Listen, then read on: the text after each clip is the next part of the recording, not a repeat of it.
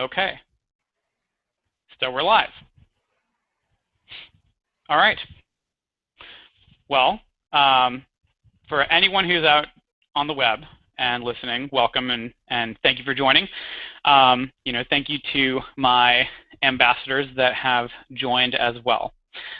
If you're just joining now, this is a One Young World Global Business Consultation Hangout. We will be discussing a couple of topics over the course of the evening, but they will be revolving around the overarching question of how can technology. I guess you could say that I'm going to be your host for this evening. My name is Spencer Knapp, and I am the coordinating ambassador for the USA3 region for One Young World. USA3 equates to the western half of the United States.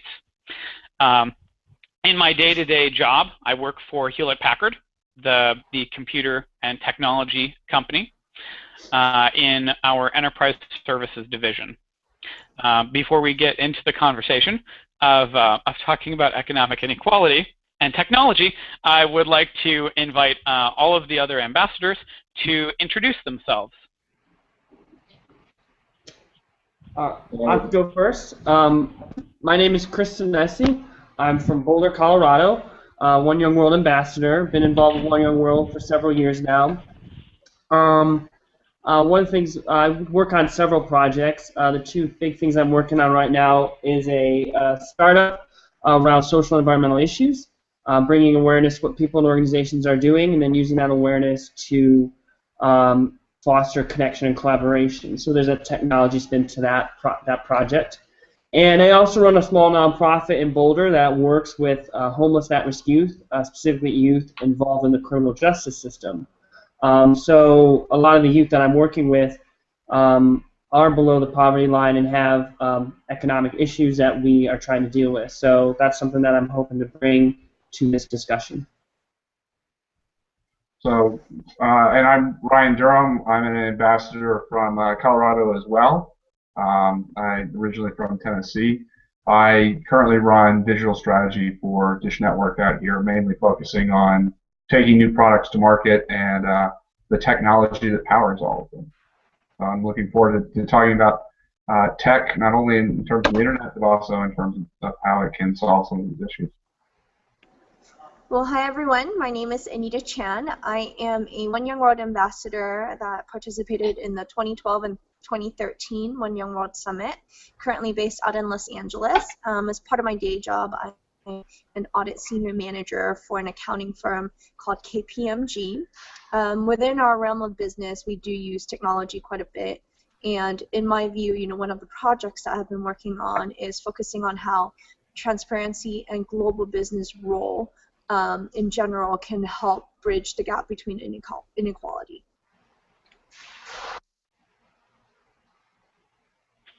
Okay.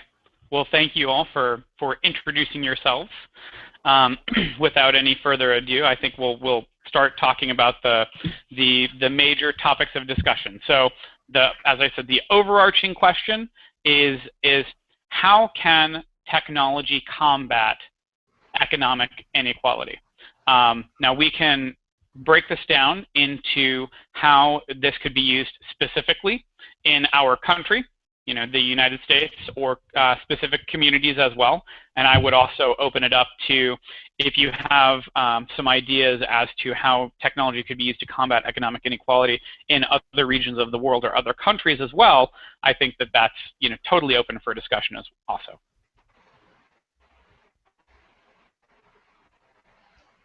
So feel free, whoever would like to just jump in and provide some initial thoughts. Sure.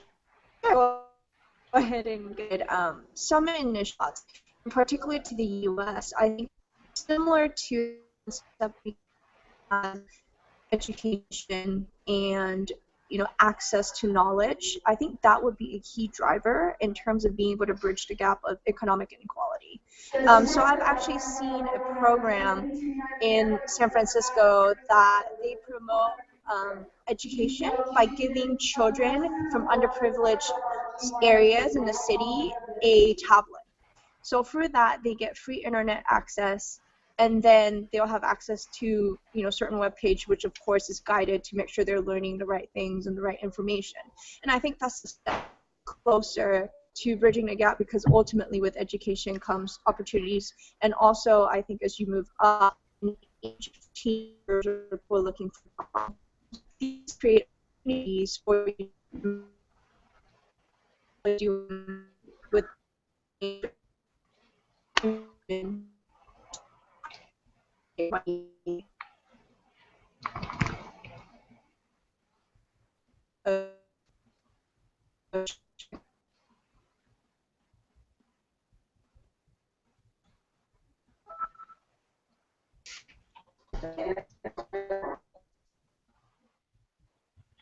So I think we're having a little technical difficulties. Anita, I think that that we were unable to catch a lot of what you just said, and then we actually lost you. So Anita may try to join on here in a second, but and here she is. She's back. So welcome back, Anita. Sorry about that.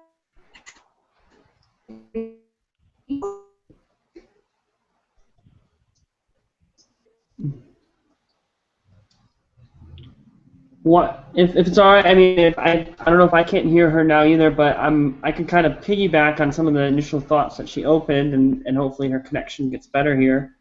Okay.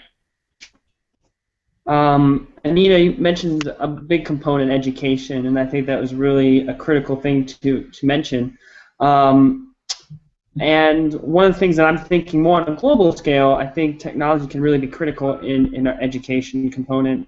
Now, more and more people are having more access, especially to mobile phones, in countries all around the world.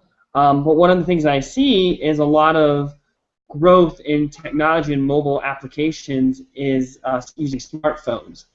And so one of the things that I was interested in is the use of SMS texting.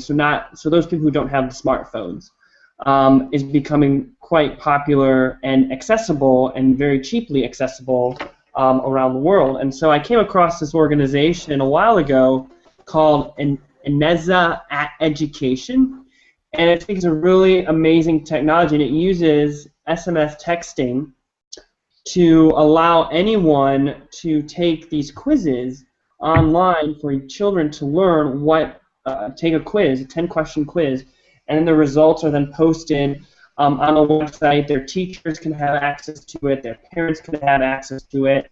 I believe they were piloting it in Kenya, and it's been growing exponentially. And so I think it's a really neat concept that instead of focusing on all these apps and all these smartphones, iPhones, Androids, whatever your operating system of choices, but a lot of people around the world may not have access to those type of phones, and I think focusing our education and using technology on what's accessible to people is really important. So really focusing it on applied technology as opposed to just any type of technology. Yeah, I think you raise an interesting point, Chris. When I look at it, education is definitely a big piece of the overall tech question. But I think it's something even more basic than that, in that tech is the ultimate equalizer across economies, across countries, across scale, and really being able to expose people to that technology is what ultimately brings equality about. Never before have you been able to use a programmer in Kazakhstan in the U.S. to develop and build and really drive anything within your site, and vice versa. I mean, the fact that we're all in different locations today, talking really helps spread out the ideas on a much wider scale. I think too, it's the access that technology provides just from a general information, and just how people can go about doing it. I mean, if you look at something like HTML5, which is yes, it's an iteration of old technology, but everybody started out at somewhat of a similar place in how it worked and functioned, and because of that, someone from any background can really start started the same as someone from another.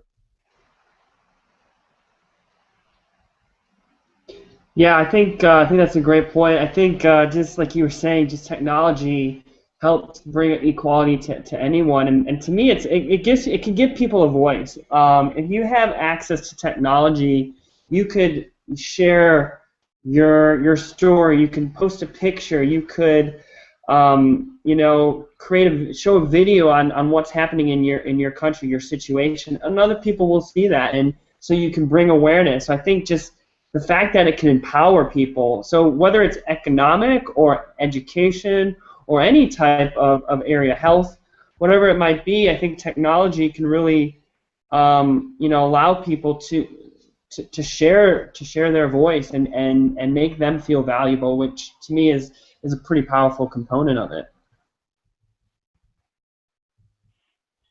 Chris, I agree with you, and and I'd like to bring up one point which you just mentioned, which is talking about healthcare and healthcare and economic inequality, or healthcare and economics are very tightly linked, and in some of the parts of the developing world, healthcare is something that is very, very basic and very needed, but not very much provided for or allowed to have those most basic needs from a health standpoint. And one of our other ambassadors in our region, Josh Nesbitt, and his company Medic Mobile have been working to expand the use of SMS technology, similar to the company that you were just talking about, a NASMA education, where you can use this ubiquitous and many people would say outdated technology, but it is everywhere. And being able to harness that to make a connection, either from an education standpoint or from a health standpoint, is very key. We're actually recycling what many people would say is used and outdated technology in the developed world, but is ubiquitous across the globe, and now we're looking for new ways to harness that technology and then adapt it. Well, Spencer, you raise an interesting point. If you look at a country like Kenya, they currently lead the mobile payments industry through feature phones, and which is very much an outdated technology as we look at it here. But from a mobile commerce standpoint, they exceed all the other nations because it became necessary, and it really helped them to drive more of the economy there than they were able to in the past, just because of the issues with hard currency.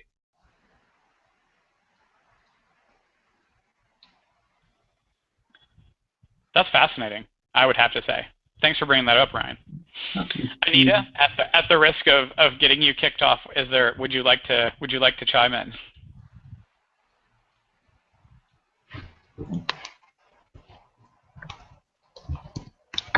Okay, so Anita might still have some technical difficulties, but let me try to summarize what I just heard and what we just talked about for the last couple of minutes. Yep, Anita, I think you just unmuted yourself. Yep. Can you hear me now? Yeah. Oh, good. Yes. Okay. So I guess I don't know where I got cut off earlier, but aside from the tablet program that I've been kind of looking into in the San Francisco area, another thing that our firm has kind of done is along the lines of education, but more for vocational. So one of the things that we're looking into is, are there any job opportunities that we could create for people to be able to work remotely or part-time? If they're unemployed at the moment or whatever it might be, they can help us and assist to do some sort of the projects remotely through technology. So vocational training, that's one way that we also see how technology can help bridge the gap.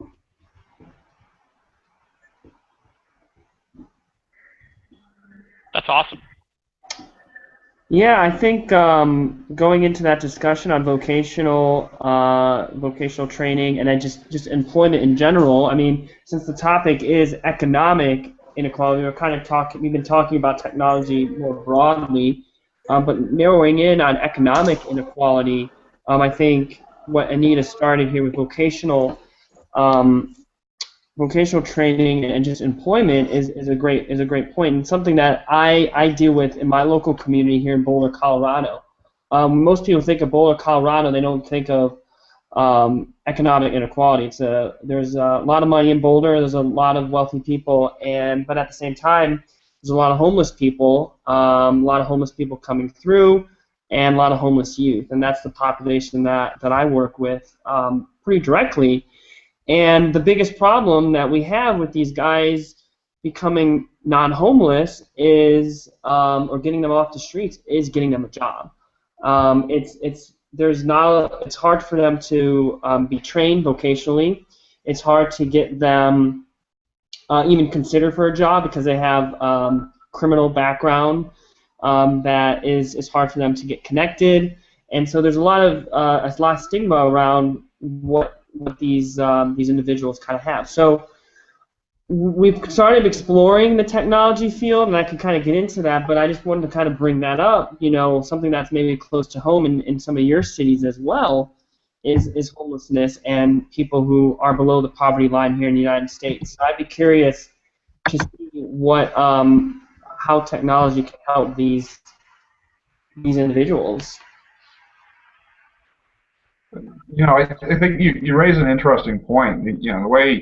The way I've kind of looked at it in the past is if you took those individuals and taught them something like design in Photoshop, or you taught them HTML or some other kind of coding language, you don't have to worry about the criminal background as much if you want to look at getting them a job on a site like Elance.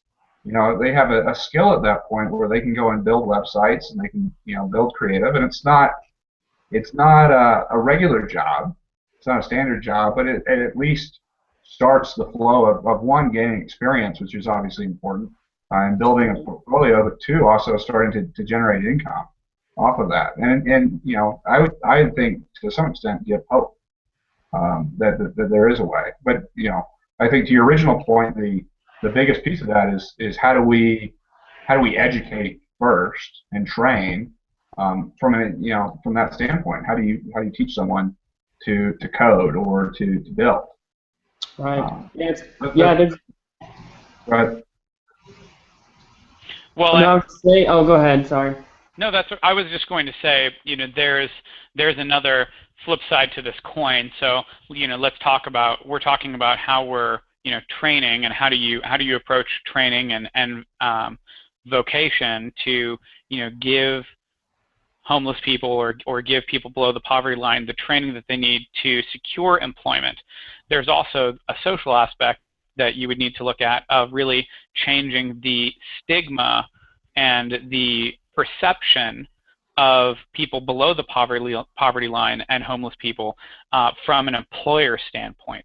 How do you teach them that they should not look down upon these people, that they really do have something to contribute and they can be an effective employee and bring value to their organization and bring value to themselves. Yeah, no, that's Spencer. That's what we definitely deal with that a lot, and technology can be a way, to do that, to bring awareness, to show what these individuals are capable of, that they can do anything. They can learn coding, they can learn technology, they can learn these skills, and bringing that awareness just to everyone. But I think to some extent we're still handicapping the question of trying to get a traditional job. The joy of technology today is you don't have to have a traditional job with an HP or a Dish or a GE of the world.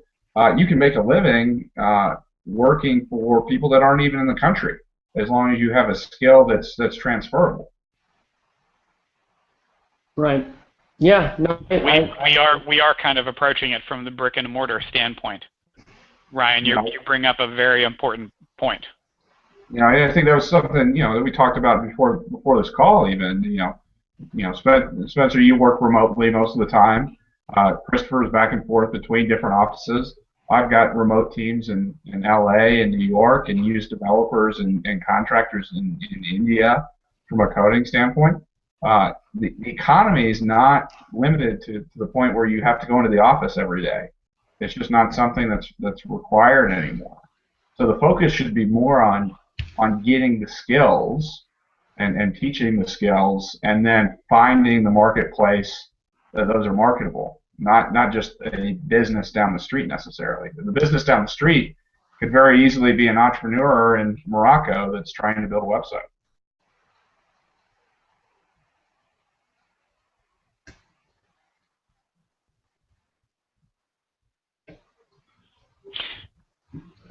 Well, I agree with your points, Ryan. I think that we could probably debate the single question at a higher level for hours. Yeah. But just for the sake of moving forward, so I think there are a couple of things that we talked about. Now we kind of went all over the board. We talked about access to knowledge and access to technology. Anita talked about some programs in San Francisco for underprivileged children. I think that access is one of the major contributors and inhibitors today, and access to technology is something that is pretty rapidly shrinking now, which is good, even from a global perspective. But just having the access to the technology, in itself inherently is not totally valuable until you start linking it to different things. Talking about mobile payments, and from a commerce perspective, that's one aspect to really use technology to help equalize from an economic standpoint, from an inequality standpoint, education and vocation, both from a training standpoint and also a more traditional educational standpoint, are things that we covered. And we also even talked towards the end about how you could very specifically apply those concepts. So I think that we kind of opened up the can of worms, so to speak, because there are a lot of things to cover, and I think that we ourselves and One Young World and the rest of the people around have a lot of work to do to really fix this. Now I would like to dive into the next question, and this one is again about economic inequality, but more specifically, what is the relationship between technology and youth unemployment? I'd say it's pretty significant. If you look at the current debates that are going on in the states today around the minimum wage and what's acceptable versus not acceptable, and the funny and part about that is it's focused mainly on the people that are using those jobs from a full-time perspective. But what's also interesting is you take away a lot of the part-time work for youth as well, whether they're privileged or not, notwithstanding. I also think that what's interesting about it is technology could actually be the biggest remover of a number of those jobs that youth traditionally would have filled, in terms of growing up flipping burgers or working potentially even as a lifeguard at a swimming pool. Technology has the ability to potentially change and or eliminate all of those jobs, but create many more in their place. Yeah. So if I hear what you're saying correctly, you're talking about the what would be described as those minimum wage jobs in America, could be almost automated, so to speak. But that automation requires the creation of a lot more jobs in a different field, more in the field of applications development and in the technological field, because all of those systems have to be designed and maintained and implemented and run.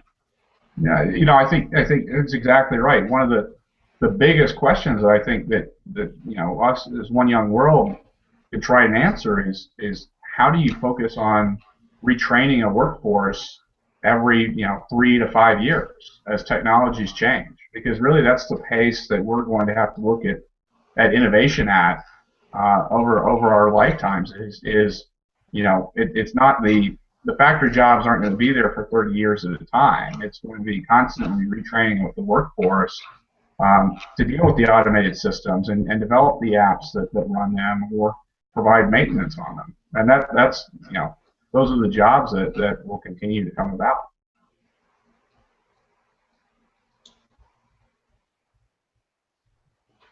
I would pose, is technology enabling youth unemployment currently? In the sense of kind of what you both were talking about, these youth that are unemployed are not learning the proper skills to address the demand of technology. So there's all these unemployed individuals who are learning skills that there's demand for jobs, and that's causing the unemployment. And then you can look at the question of, okay, what we kind of got into as well is, okay, now how can technology solve youth unemployment? So I'm looking at this question, and to me, there's so many ways that we can approach this question. Yeah, no, I would completely agree with you. It's both the greatest cause of change and unemployment, but also potentially the biggest opportunity. In my opinion, we should be teaching coding in schools today. I don't think we do a good job of that, because that's really what's going to better prepare those youth for tomorrow than necessarily even a social studies class today. While it's important to know the history, frankly, you have all of your history on your phone, and we have to teach the skills of critical thinking. But that's much different than thinking through a question set.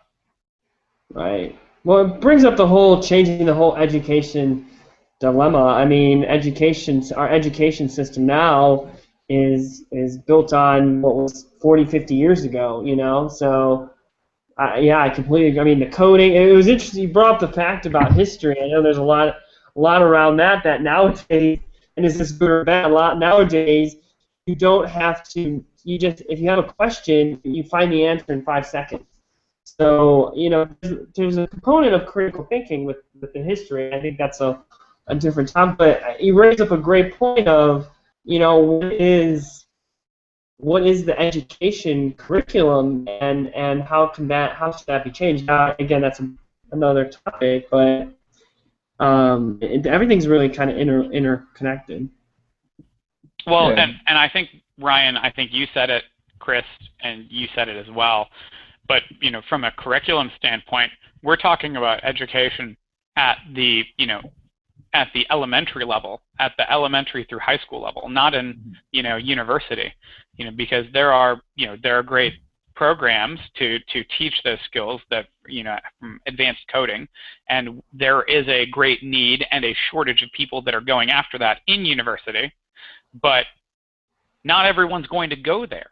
Not everybody's going to make it to that level. And if we're having this big shift in jobs, those kinds of skills need to be taught before you leave high school. Before you leave, and join the workforce.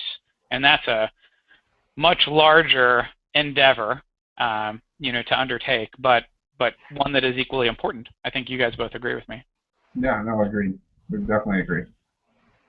Yeah, I agree, but I also think just the access to those educations and the price of education then factors into that. So a lot of the youth that I'm working with, I sit down and talk to them about coding just because I know it's such a big area, being a developer, and a lot of them are interested in it. It sounds like a neat thing, but a lot of them don't even know that's an option, or haven't even, they know what it is or maybe heard of it, but don't know oh, I can do that, really, And a lot of them, unfortunately, maybe had dropped out of high school, or they never did good in high school and they didn't want to go to college. So figuring out how we can get them involved in those courses, and I think it kind of goes back to some of the points we made earlier, I think that you made, Ryan, is how can we get these individuals aware of what's out there and get them and telling them, what opportunities there are out there, how they can learn this, that it is an option for them. Because I think that's a big part, going back to the whole economic inequality portion of it. Yeah.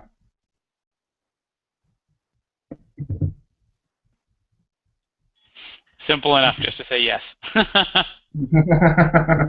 It's so easy to talk about it, Yeah, you could take it 20 different ways, and I think we can go down a number of rabbit holes. But yeah, it does. It comes down to how can you make someone aware, and then how can you actually teach them, and it's really as simple as those two things. Because to my earlier point, once you've taught them and they're aware, the marketplace for those skills is there, and it's an open marketplace. Yep. No, I would agree, and definitely from my experience with these youth that I'm working with, that to me that makes sense. Because I'm sitting down with these guys, and I'll hand out flyers about vocational training, about how to code, or other skills like automotive, whatever the skills are, and they're just like, really, like I could do this, like, oh my gosh, I didn't know it was this easy to get involved in something like this. Or I could get my associate's degree, and so just seeing that a lot of these guys are cut off from just knowing what's out there. So it really comes down to that awareness piece. And then once they become aware, then we get them that access, help them fund their school, whatever it is to come up with those skills to then take it to the workforce.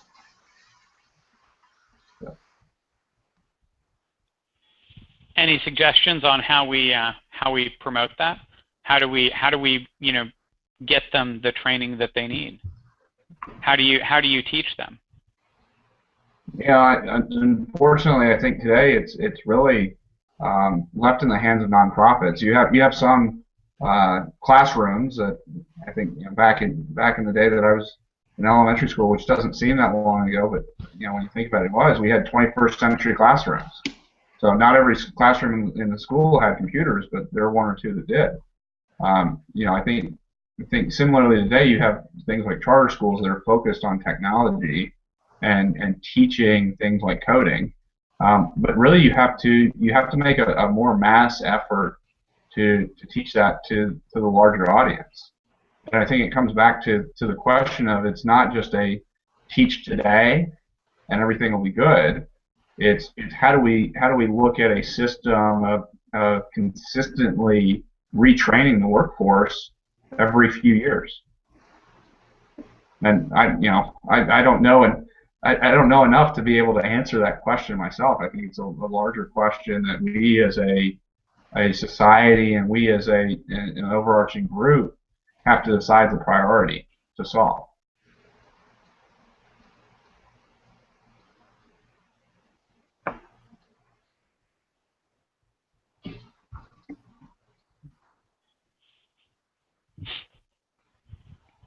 Anything to add, Chris?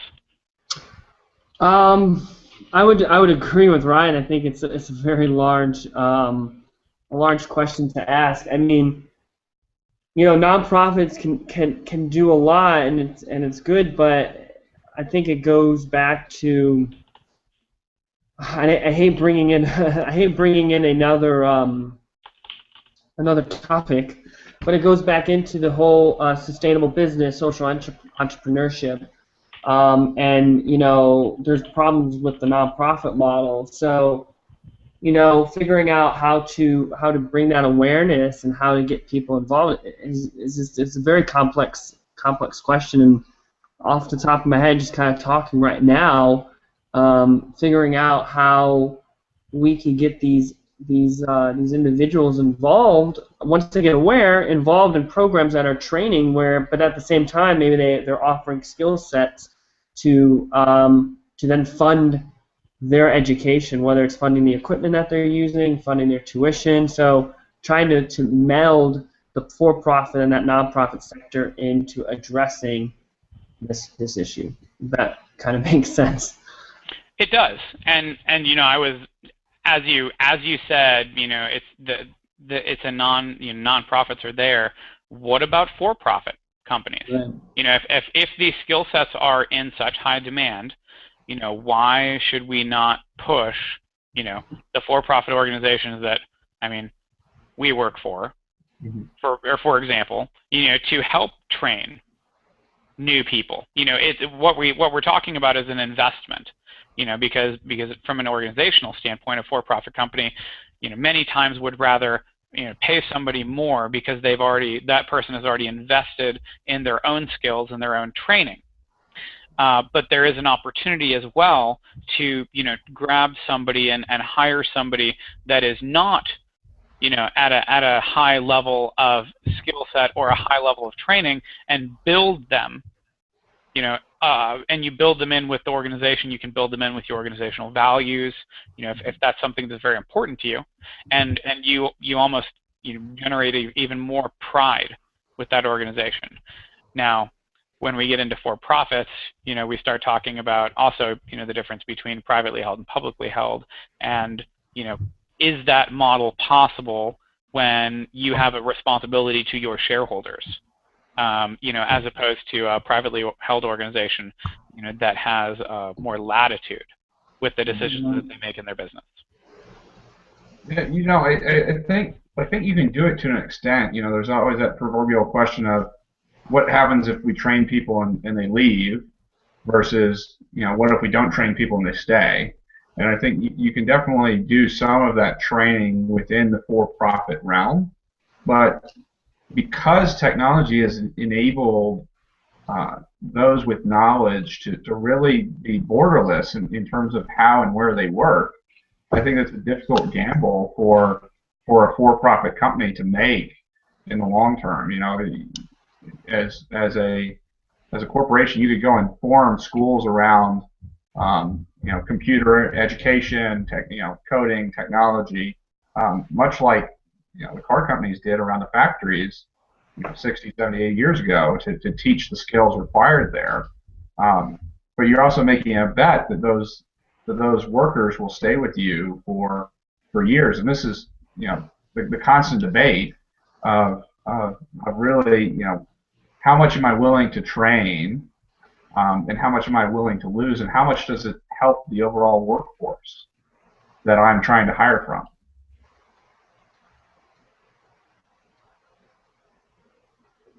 Yeah, it seems like you bring up some other issues that, you know, I think we also see is the whole training, and millennial generations are hopping jobs left and right. A lot of them aren't staying with companies, so companies are probably afraid to invest in people. But the other thing that I think is really interesting that I'm seeing a lot more through my experience kind of in the startup world and getting investing, I'm starting to see a lot of investing in people. So they're no longer, it's not investing in the idea or a product, it's investing in the person and allowing them to explore. And so it doesn't matter if they're going to jump ship, if they're going to do a startup, if they're going to go to school, they're going to do vocational training, but it's more of encouraging them to follow that path, whatever it might be, to explore and to be their best. And so you're not necessarily, you know, where's the return on the investment? I don't know, but at least for that person, you're investing in that idea, and hopefully whatever they're doing it is profitable in the long run. Whether it's they start a business and then that's how the investment gets paid back, I'm not sure, but it's a different concept that I'm starting to see more and more of. I think that's definitely interesting. It's true. You know, you want people to go and do what they're passionate about, because naturally they should be the best at what they do there. What you've seen it lead to, at least in Silicon Valley, in our region, though, is a lot of. Oh, I think, Ryan, you actually muted yourself. Muted. Oh, Spencer muted me. Oh. I accidentally muted you. Sorry, I was trying to mute myself. No I really worries. just didn't want to hear what you had to say about Silicon Valley. Yeah, no, it's you know, you have large companies like Google and Facebook that are acquiring small startups where the people are passionate and they have great skill sets, but because there's not enough engineers that are out there today. to actually go and do a lot of the work that they're looking to do. So it's, to your point, it's not about having a product. It's about having a knowledge set and the ability and passion to go and pursue that to a large extent in terms of what they're looking for.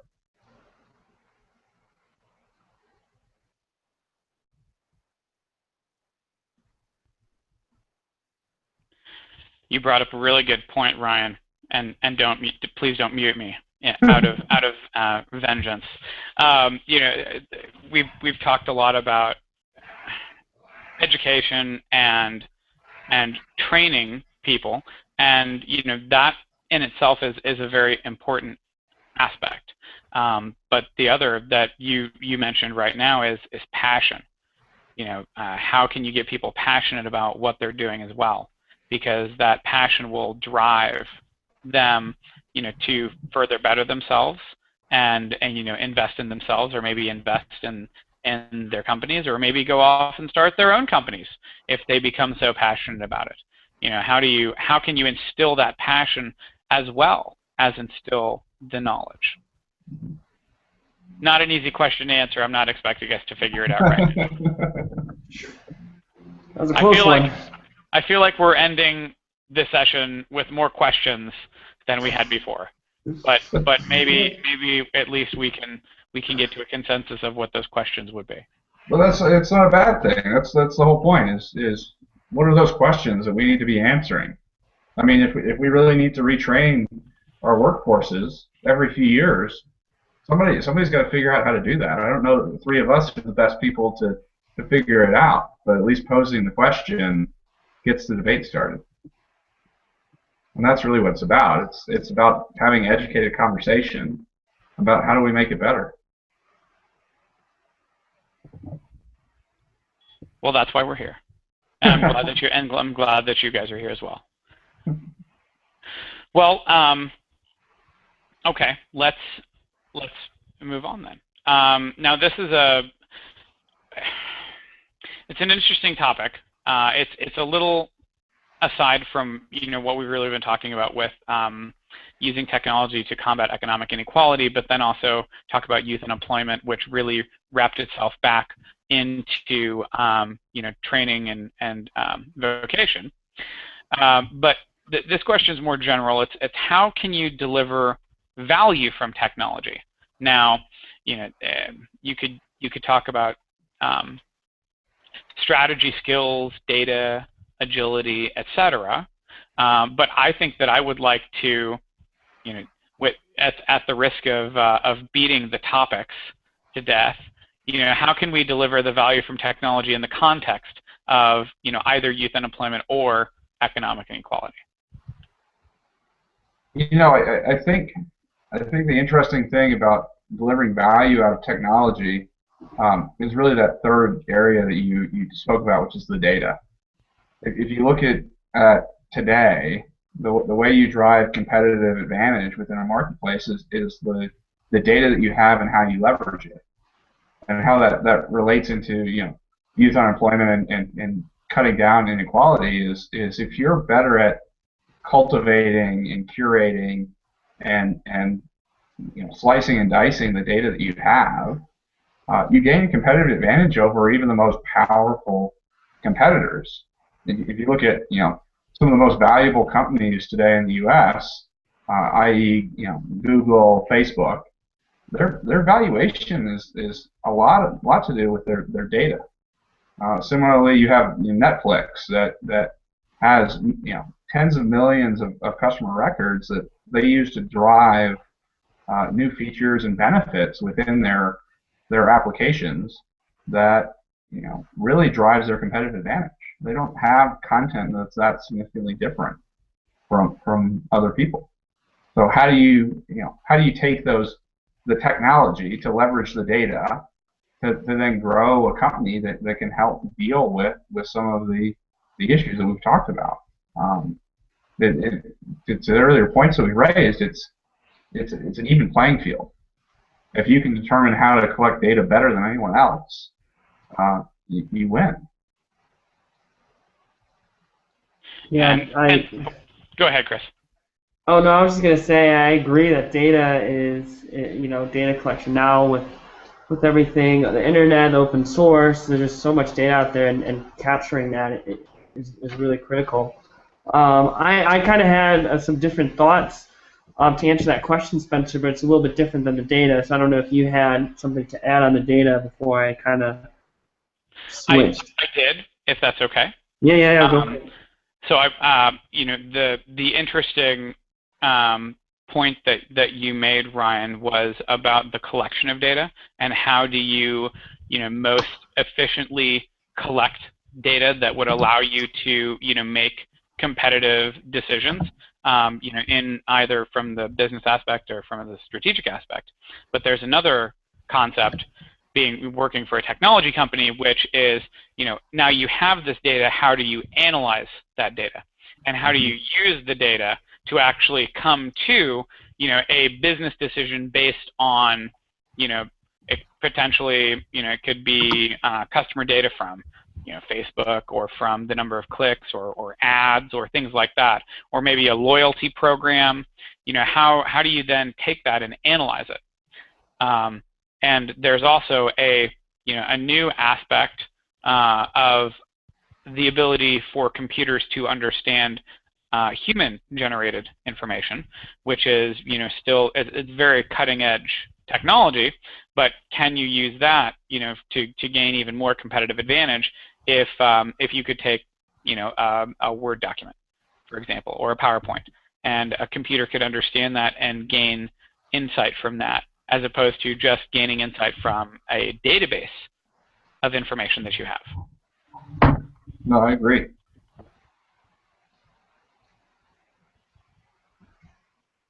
Okay, so that's all I had. Chris, if you said you wanted to move away from the data aspect, so Yeah, please go ahead. yeah. I was just thinking kind of different perspective, more on the individual level, based on some of my experience with the at-risk youth population. And so the question was, how can we deliver value from technology, either for youth unemployment or income inequality?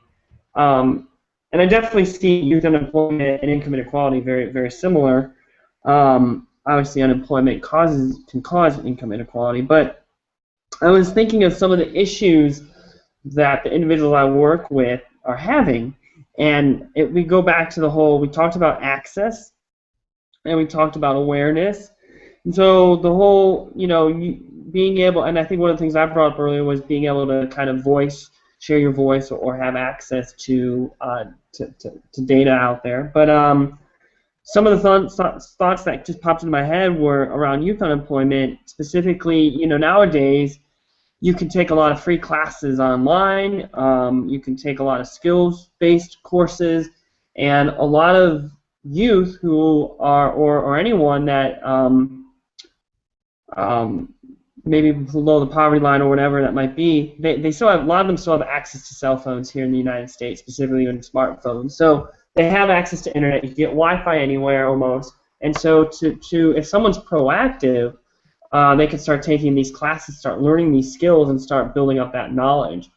So if we're focusing on the technology piece, I think that's an option. Of course, there's the whole behavioral change component.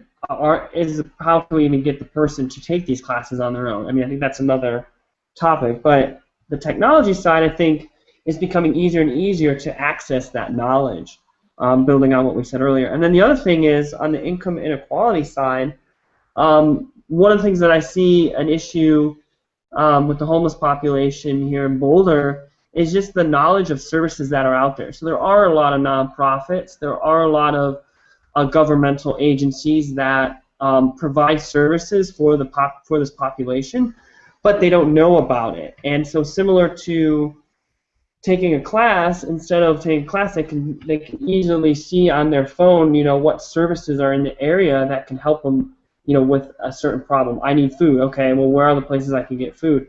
Or I want to get a job or learn this skill set. How can I do that? So, there's ways that we can use technology to bring that knowledge at the fingertips of these individuals.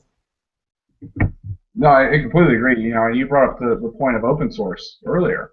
That really makes a lot of those things available.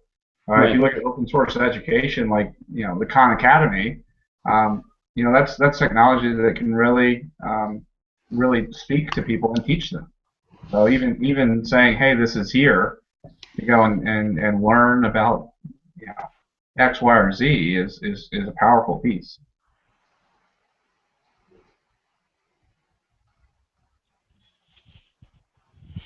I would have to agree with you, Ryan, and Chris. And there's the Khan Academy. I mean, there is a whole slew of sites and applications that can allow you to get free education. Coursera is another one. Very interesting. But Chris brought up the point of there's something to be said about the self-motivation and the the behavioral change to really drive to better yourself and want to better yourself, which would take you out to those places. Right. Yeah, I mean the value. Oh, so yeah, I was gonna say the value. I mean, technology can be very valuable, but it's only a piece of the puzzle. And if the technology is available at these individuals' fingertips, they don't want to use it. They don't want to use it. I mean, one of the biggest things that we say to our volunteers is you can't work harder than the client. So if the person doesn't want to make that change and learn these skills and be proactive in getting a job and taking themselves out of the poverty, you can't pull them out. You can say, here you go, here's all the tools that you would need, I'm here for you, but it comes down to that person, getting them to make that decision. So technology is a great tool, but it's not the only piece. So it's not the be-all, end-all, but Right. it can be a very powerful tool. Yeah. Yeah. Brian, any other thoughts? I think that we covered them on this topic. Okay. All right. So the next topic is how do you ensure that technology improves operational and strategic agility? Very broad-based. I'm not sure. We can try to link this to economic inequality and youth unemployment specifically, but let's take a look at this.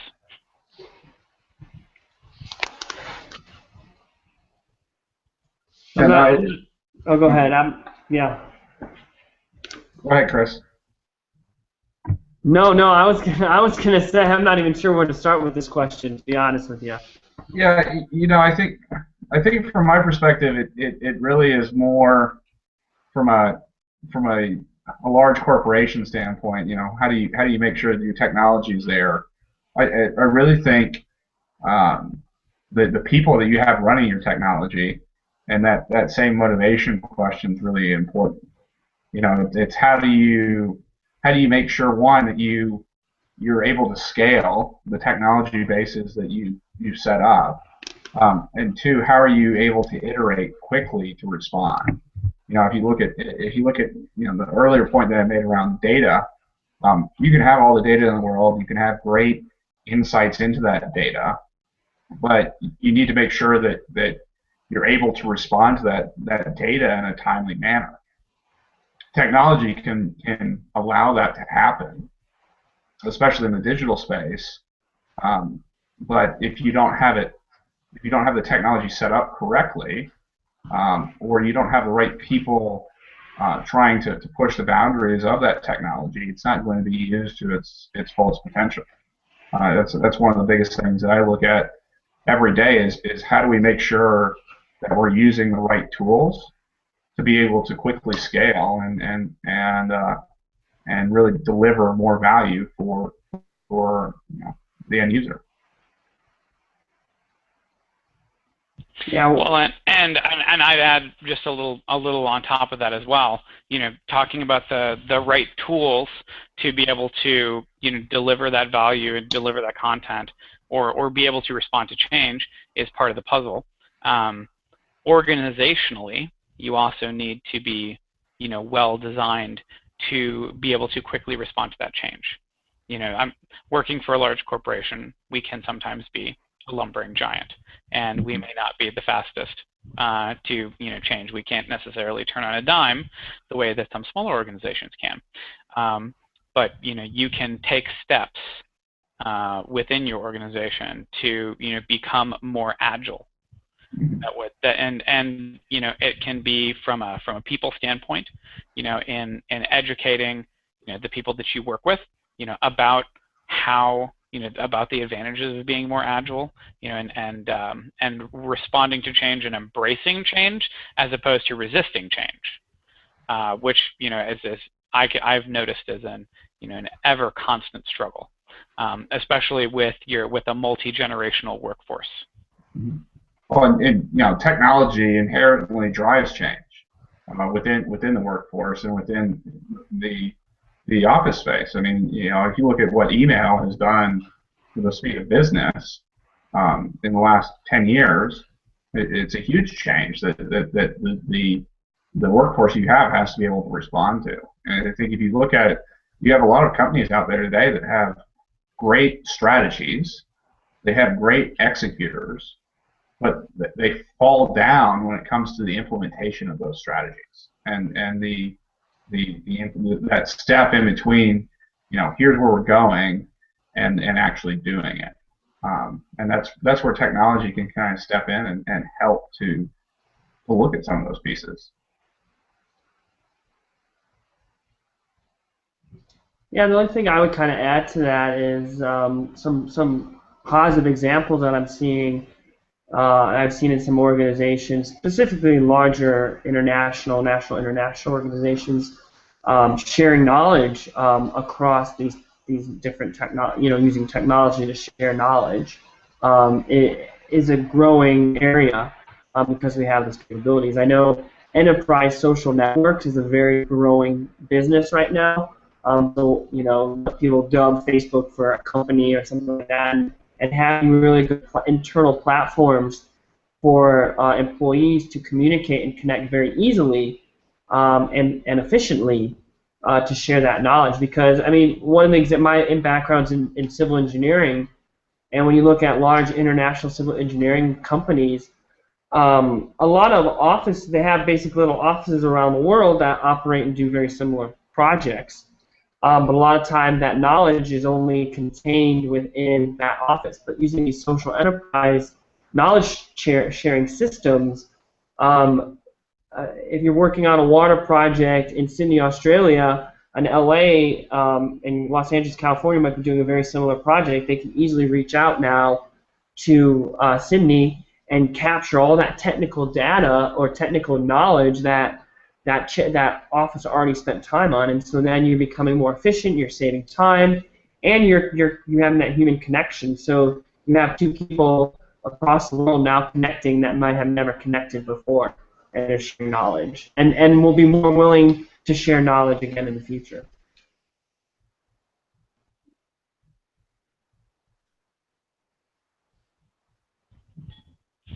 And I can say, and for the organization that I work for, we, do take advantage of some of those enterprise social networks, and they really do make a difference. Just from a collaboration, but more of a conversation standpoint, in that, it feels much more natural to, use one of those as opposed to, using the traditional email system, for example, to try to set that up and really organize it and execute it. Right.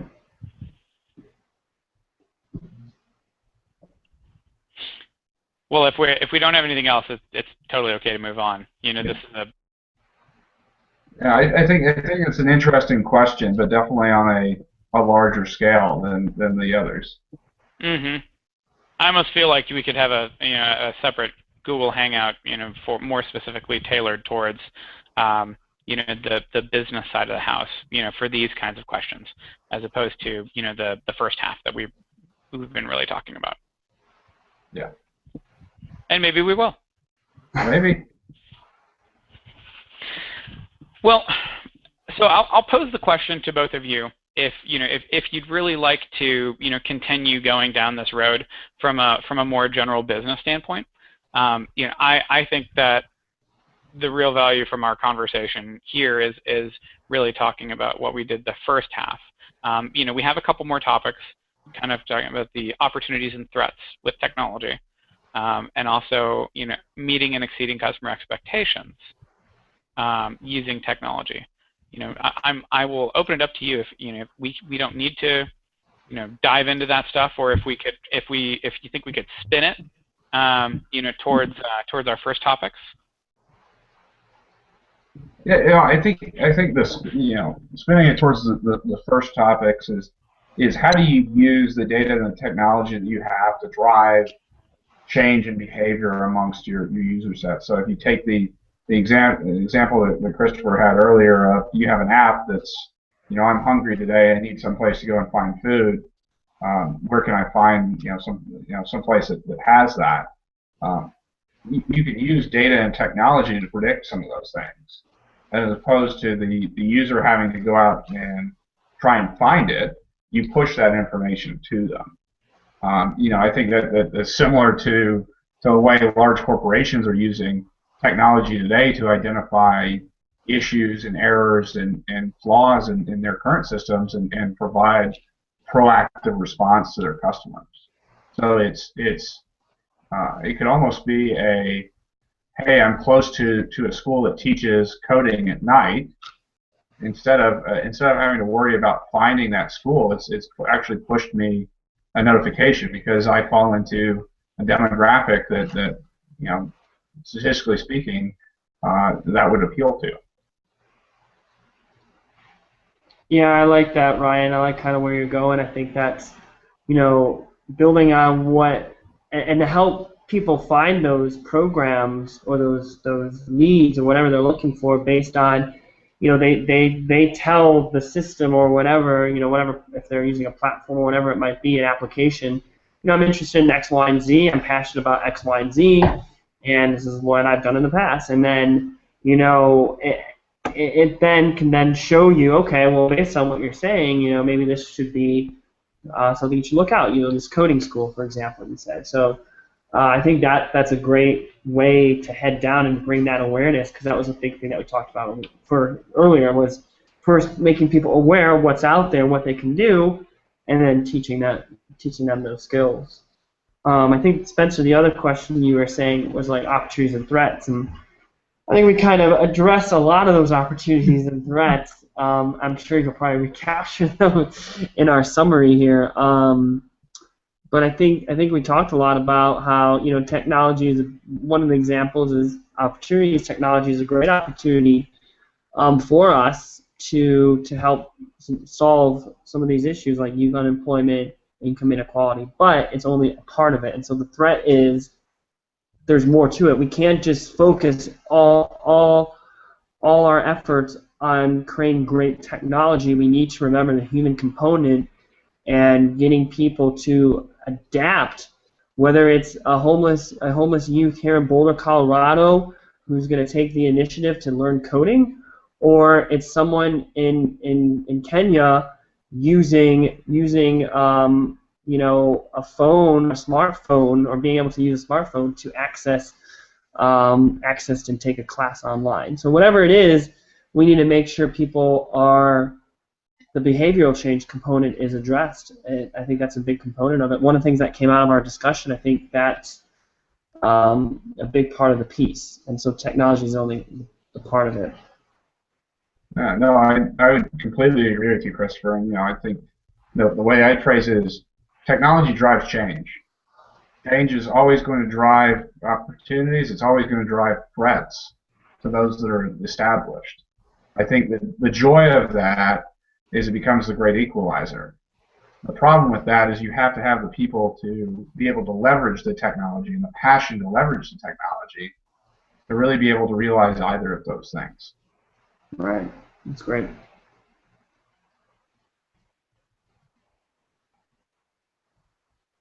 So I think we've exhausted that one, Spencer. No, I would agree. I was typing. I apologize. No, and I think we did really cover it before, and that's okay. All right, so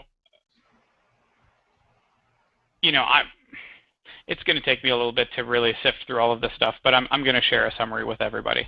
But I think towards the end of this call or end of this hangout, One Young World. So as you all know, with One Young World, and for anybody on viewing, One Young World holds summits annually, and during these summits, there are questions that can be posed to the general audience, and they can be specific to the plenary topic, be it ours could specifically be about global business, or you could also be talking about youth unemployment, education, sustainable development,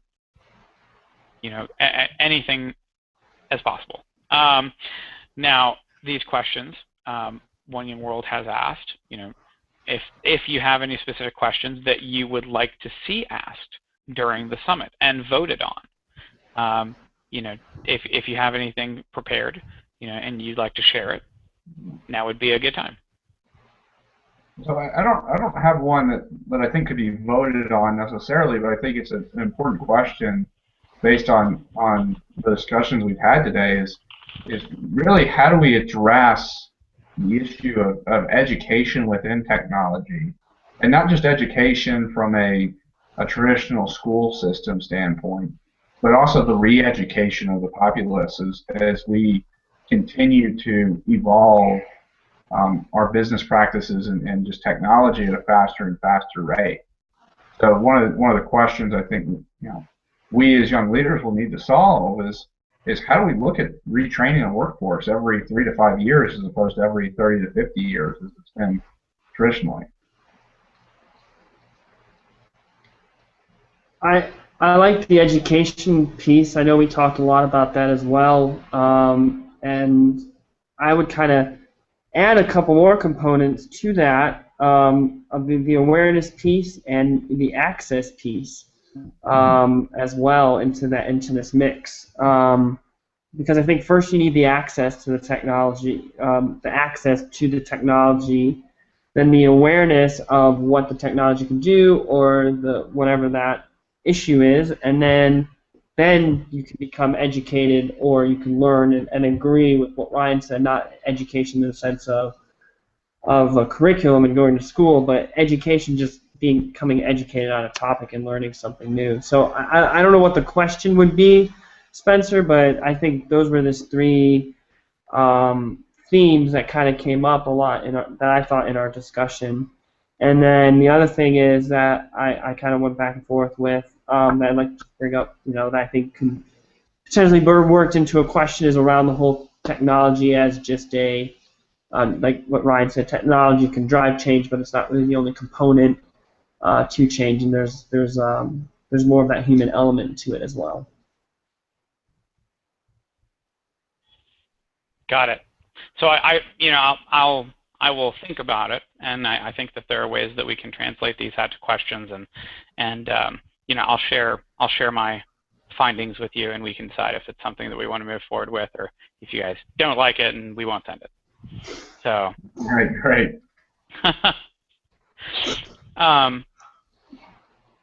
Well, I would say that we are at the end of our call, at the end of our hangout. If you had any closing thoughts, I think that we've really covered them personally. Just really summarizing up, what we talked about in terms of the use of technology, both to combat economic equality, but economic equality that is also pretty tightly intertwined with unemployment and youth unemployment, and then how we use that to enact change. Clearly, very complex topics that could be approached very many different ways. We talked about just a few of them today, but beginning the conversation is the first step, and maybe we can use this and refine it, and take it back to our organizations, or maybe we take it and and you take it and create a new organization that can fill a need. If you guys have anything else that you'd want to say, I'm more than ready, more than willing to share it. Looks like we have somebody viewing us right now, so they may be interested to hear it. I would say from my perspective, we've covered most of it. To your point, technology is a great thing.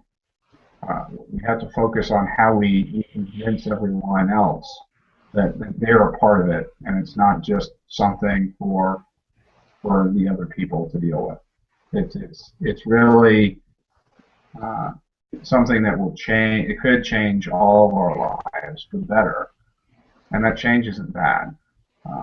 But we have to adapt and be able to accept it and really use it for the betterment as opposed to just pure advancement. Yeah, just to kind of add to that, like you kind of like, it's there. Technology is there. We need to deal with it. We need to capitalize on it. We need to make it work for our best interests. I mean, technology the rate of technology is growing exponentially, so it's always going to be there. It's just how we're going to use it and how we're going to control it to the best or how we're going to control it to where we can solve a lot of the issues that we're facing. And I know that was kind of what stemmed to this one in this call was how can we use technology to combat income inequality. But the broader question is we need to figure out how we're going to use technology to solve a variety of the issues that we're facing today, and we need to make sure we're up to the challenge and we start addressing it. I think we brought up some really great points today that are going to be critical, and even more critical in the coming months and years.